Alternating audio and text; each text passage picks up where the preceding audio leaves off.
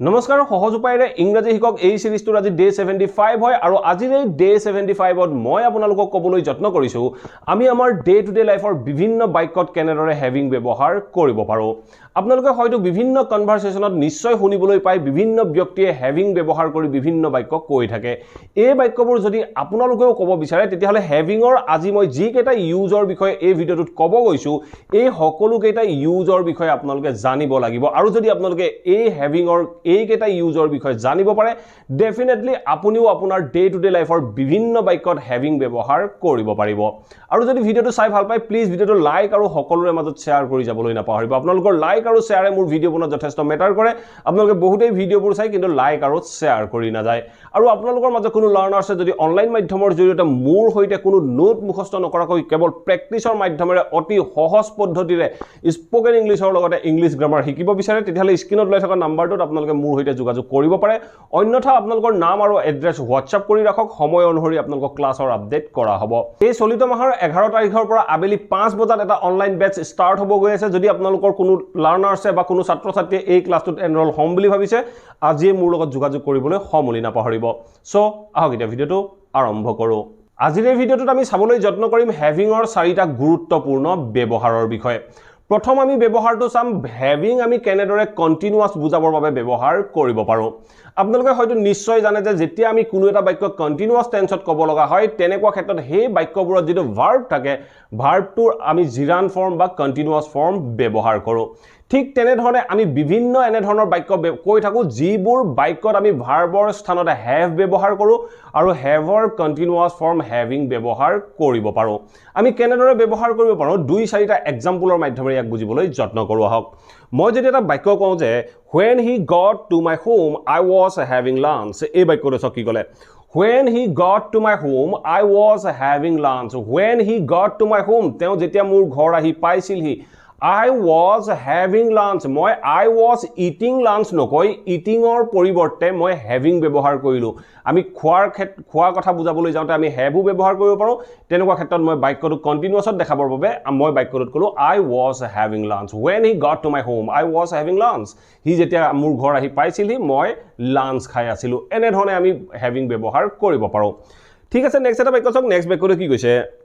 She is having a meeting with her boss. এই বাক্যটো কি কৈছে She is having a meeting. তাই এখন মিটিং কৰি আছে মিটিংখন কন্টিনিউ কৰি আছে মানে বৰ্তমান মুহূৰ্তত কৰি আছে এনে ধৰণে ক'বলৈ যাওঁতে আমি বাক্যটো ক'লো She is having a meeting with her boss. তাই বছৰ হৈতে এখন মিটিং কৰি আছে এনেকুৱা ক্ষেত্ৰত আমি হেভিং ব্যৱহাৰ কৰিলো কন্টিনিউয়াস বুজাবৰ বাবে ঠিক আছে নেক্সট এটা বাক্য চাওক নেক্সট বাক্যটো কি কৈছে চাওক We are having a great time at the party. We are having a great time at the party. We are having a great time. আমি এটা ধুনিয়া সময় এনজয় কৰি আছো বা উপভোগ কৰি আছো বা ধুনিয়া সময়ত আমি আছো at the party. পাৰ্টিটোত আমি এটা বিৰাট ধুনিয়া সময়ত আছো বা বিৰাট ধুনিয়া এটা সময় এনজয় কৰি আছো এনে ধৰণে এনজয় কৰিবৰ বাবেও আমি হেভিং বাক্যত ব্যৱহাৰ কৰিব পাৰো মই বাক্যটো ক'লো যে we are having a great time at the party. আমি পাৰ্টিটোত এটা ধুনিয়া খুব সুন্দৰ সময় উপভোগ কৰি আছো ঠিক আছে এটা আমি নেক্সট সেন্টেন্স কি কৈছে I am having a problem with my internet connection এই বাক্যটো কি কৈছে I am having a problem with my internet connection মোৰ এটা প্ৰবলেম হৈ আছে মোৰ এটা প্ৰবলেম চলি আছে ক'ত চলি আছে with my internet connection মোৰ ইন্টাৰনেট কানেকচনত মোৰ এটা প্ৰবলেম চলি আছে বা হৈ আছে বুলি ক'বলৈ যাওঁতে আমি বাক্যটো ক'লো I am having a problem with my internet connection এনে ধৰণে আমি বাক্যবোৰ ক'ব পাৰো ঠিক আছে নেক্সট এটা বাক্য চাও নেক্সট বাক্যটো কি কৈছে At that time, I was having a walk. At that time, I was having a walk and listening to music. এনে ধৰণৰ বাক্য আমি ক'ব পাৰো at that time সেই সময়ত I was having a walk মই খোজ কাঢ়ি আছিলো and listening to music আৰু গান শুনি আছিলো at that time I was having a walk and listening to music মানে খোজ কাঢ়ি থকা কন্টিনিউ কৰি থকা বুজাবলৈ যাওঁতে আমি I was walking নকৈ মই বাক্যটোত ক'লো at that time I was having a walk এনে ধৰণৰ আমি বাক্যবোৰত having ব্যৱহাৰ কৰিব পাৰো এনে ধৰণে বিভিন্ন বাক্য ব্যৱহাৰ হয় আৰু এই বাক্যবোৰ আপোনালোকে বিভিন্ন সোৰ্সৰ পৰা উলিয়াই লৈ আপোনালোকে ষ্টাডি কৰি চাবলৈ যত্ন কৰক ডেফিনেটলি আপোনালোকৰ বাবেও এনে ধৰণে কন্টিনিউয়াছত কোৱা বাক্যবোৰ সহজ হৈ পৰিব ঠিক আছে এতিয়া সো আমি হ্যাভিং ব্যৱহাৰ হোৱা অন্য এটা কাৰণ হ্যাভিং আমি কোনো এটা বাক্যত এজ এ সাবজেক্ট হিচাপেও ব্যৱহাৰ কৰিব পাৰো যেতিয়া আমি সাবজেক্ট হিচাপে ব্যৱহাৰ কৰিবলৈ যাওঁ ইয়াক কোৱা হয় জিৰান্ড আৰু এই জিৰান্ড হিচাপে যেতিয়া ব্যৱহাৰ কৰো ই অৰ্থ প্ৰকাশ কৰে থকাটো বা হোৱাটো কিবা এটা বস্তু আপোনাৰ ওচৰত থকাটো ধৰক আপুনি কৈছে যে খুব সুন্দৰ কমিউনিকেশন স্কিল থকাটো বা খুব সুন্দৰ আপোনাৰ জ্ঞান থকাটো এনে ধৰণে কিবা এটা বস্তু থকাটো বুলি ক'বলৈ যাওঁতে আমি বাক্যটোৰ আৰম্ভণিত সাবজেক্টৰ স্থানত হ্যাভিং ব্যৱহাৰ কৰিব লাগে আমি কেনেদৰে ব্যৱহাৰ কৰিব লাগে দুই তিনটা এক্সাম্পলৰ মাধ্যমেৰে ইয়াকো বুজি ল'বলৈ যত্ন কৰোৱা হওক সো ফাৰ্স্ট সেন্টেন্স কি কৈছে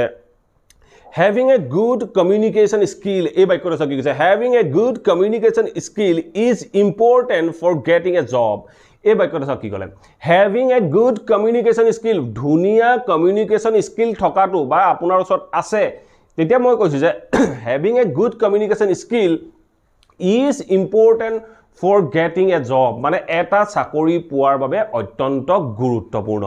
এটা চাকৰি পাবৰ বাবে ভাল কমিউনিকেশন স্কিল থকাটো অত্যন্ত গুৰুত্বপূৰ্ণ বুলি কওঁতে আমি বাক্যটো কলো having a good communication skill is important for getting a job এনে ধৰণে আমি বাক্যবোৰ ক'ব পাৰো ঠিক আছে নেক্সট এটা বাক্য চাওক নেক্সট বাক্যটো কি কৈছে চাওক having too much screen time can affect your health এই বাক্যটো চাওক কি ক'লে having too much screen time can affect your health বেছি স্ক্রিন টাইম ৰখাটো মানে আপুনি ধৰক মোবাইল বহুত টাইম ইউজ কৰে মই আপোনাক কৈছো যে having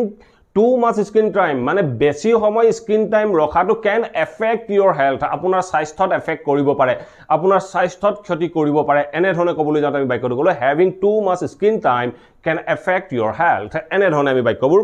সাবজেক্টৰ স্থানত having ব্যৱহাৰ কৰিব পাৰো ঠিক আছে নেক্সট এটা বাক্য চাওক নেক্সট বাক্যটো কি কৈছে having a supportive family makes difficult time easier to handle এই বাক্যটো চাওক কি ক'লে having a supportive family এটা supportive family থকাটোৱে কি কৰে makes difficult time কঠিন সময়বোৰ কৰে easier to handle কৰিবলৈ সহজ কৰি তোলে এটা supportive family থকাটোৱে কঠিন সময়বোৰ হ্যান্ডেল কৰাত সহজ কৰে এনে ধৰণে ক'বলৈ যাওঁতে আমি বাক্যবোৰত having as a subject হিচাপে ব্যৱহাৰ কৰিলো আমি সাবজেক্টৰ ৰূপত ব্যৱহাৰ কৰিলো এনে ধৰণে আপোনালোকে বিভিন্ন বাক্য ফৰ্ম কৰিবলৈ যত্ন কৰক ডেফিনেটলি আপোনালোকৰ বাবেও বাক্যবোৰ সহজ হ'ব এতিয়া চাও আমি having ব্যৱহাৰ কৰিব পাৰো অবজেক্টৰ স্থানতো যেতিয়া আমি অবজেক্টৰ স্থানত having ব্যৱহাৰ কৰো বাস আমি এই বাক্যটো ক'ব পাৰো পাৰফেক্ট জিৰাণ্ডত আমি having ব্যৱহাৰ কৰিব পাৰো যেতিয়া আমি পাৰফেক্ট জিৰাণ্ডত having ব্যৱহাৰ কৰো ই অৰ্থ প্ৰকাশ কৰে যেটো havingৰ পাছত যেটো একচন থাকিব সেই একচনটো আগতীয়াকে কমপ্লিট হল বুজায় যেতিয়া কোনো এটা কাম আগতীয়াকে কমপ্লিট হয় তেনেকুৱা ক্ষেত্ৰত আমি বাক্যটোত পাৰফেক্ট জিৰাণ্ড ব্যৱহাৰ কৰিব পাৰো বা having ব্যৱহাৰ কৰিব পাৰো এইখিনিতে এটা ইম্পৰ্টেন্ট পইণ্ট মনত ৰাখি লব having আমি যদি কোনো এটা বাক্যত ব্যৱহাৰ কৰো আমি যি কোনো এটা বাক্যত have has had ব্যৱহাৰ কৰাৰ পিছত ভাৰ্বৰ থাৰ্ড ফৰ্ম ব্যৱহাৰ কৰো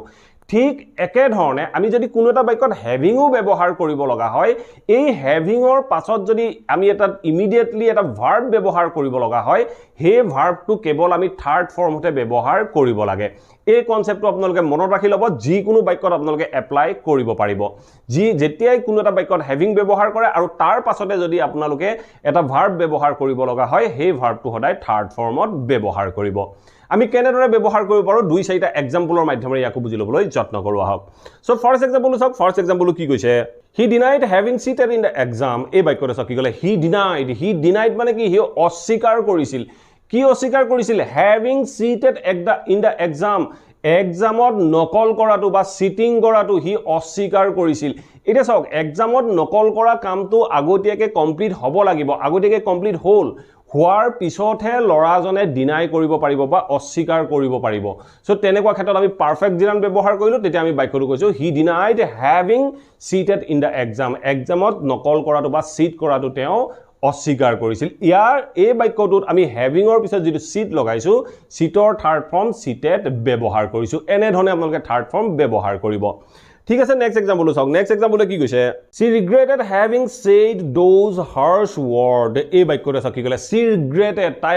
অনুতপ্ত হৈছিল তাই অনুতপ্ত আছিল she regretted তাই অনুতপ্ত হৈছিল কি কাৰণে অনুতপ্ত হৈছিল having said কোৱাৰ বাবে কি কোৱাৰ বাবে having said those harsh words হেই কটু বাক্যবোৰ বা কটু শব্দবোৰ কোৱাৰ বাবে তাই অনুতপ্ত হৈছিল এনে ধৰণে কৈছো ছোৱালীজনীক অনুতপ্ত হ'বলৈ যাওঁতে প্ৰথমতে সেই যি কটু বাক্য কৰিলে বা কটু শব্দ ক'লে সেই কটু শব্দ হোৱা কামটো সম্পূৰ্ণ হৈছিল গতিকে আমি এই বাক্যটোত পাৰফেক্ট জিৰান ব্যৱহাৰ কৰিলো যেতিয়া আমি পাৰফেক্ট জিৰান ব্যৱহাৰ কৰোঁ তেতিয়া সদায় মনত ৰাখিব এটা একশন আগতীয়াকৈ সম্পূৰ্ণ হ'ব লাগিব এতিয়া এই কটু বাক্য কোৱা কামটো আগতীয়াকৈ সম্পূৰ্ণ হৈছে তাৰ পিছত তাই অনুতপ্ত হৈছে তেতিয়া আমি বাক্যটো কৈছো she regretted having said those harsh words এনে ধৰণে আমি বাক্যবোৰ ব্যৱহাৰ কৰোঁ ঠিক আছে নেক্সট এটা বাক্য চাও নেক্সট বাক্যটো চাও কি কৈছে they admitted having made a mistake in the project they admitted having made a mistake in the project এই বাক্যটো চাও কি ক'লে they admitted তেওঁলোকে স্বীকাৰ কৰিছিল কি স্বীকাৰ কৰিছিল ভুল কৰাটো স্বীকাৰ কৰিছিল having made a mistake এটা ভুল কৰাটো স্বীকাৰ কৰিছিল ক'ত ভুল কৰিছিল in the project তেওঁলোকে প্ৰজেক্টটোত এটা ভুল কৰাটো স্বীকাৰ কৰিছিল এটা সব প্ৰথমতে তেওঁলোকে ভুলটো কৰিব লাগিব ভুল কৰা কামটো সম্পূৰ্ণ কৰিলে তাৰ পাছতহে তেওঁলোকে স্বীকাৰ কৰিছে তেতিয়া আমি বাক্যটো কৈছো they admitted having made a mistake in the project এনে ধৰণে আমি having subject বা object হিচাপে বিভিন্ন বাক্যত ব্যৱহাৰ কৰিব পাৰো এতিয়া সব আমি having ব্যৱহাৰ কৰিব পৰা আজিৰ এই ভিডিওটোৰ লাষ্ট কনসেপ্টটো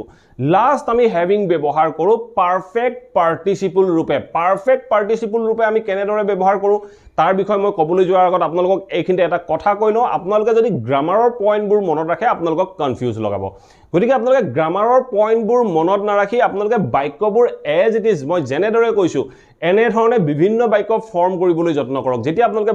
বাক্যবোৰ ফৰ্ম কৰিব পাৰিব বিভিন্ন সেন্টেন্স ক'ব পৰা হ'ব